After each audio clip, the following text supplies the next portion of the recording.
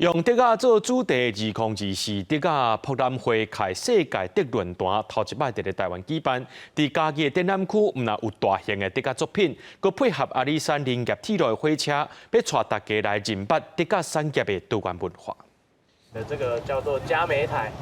那嘉美台是因为以前呢，那个蒸汽火车需要加入煤炭跟水。由在地少年人成立的文化推广协会，带载火车参加德博会的民众，来认捌阿里山林业铁路的德甲车站。上届车站内底德甲结构的作品，分享在地英国德甲产业发展的历史。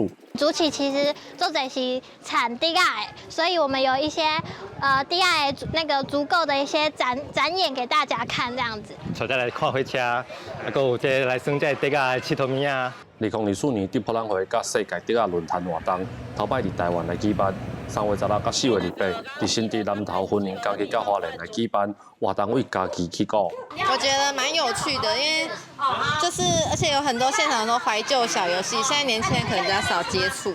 主持车站的内底有3座迄足够作品，大家会当去欣赏。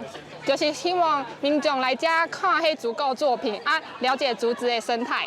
嘉义展区配合阿里山林业铁路，伫嘉义制裁所车库分区，佮有4个林业铁路车站，加强展出13件大型的德结构作品。文化底现德材伫建筑结构应用，嘛要互民众来了解绿色经济。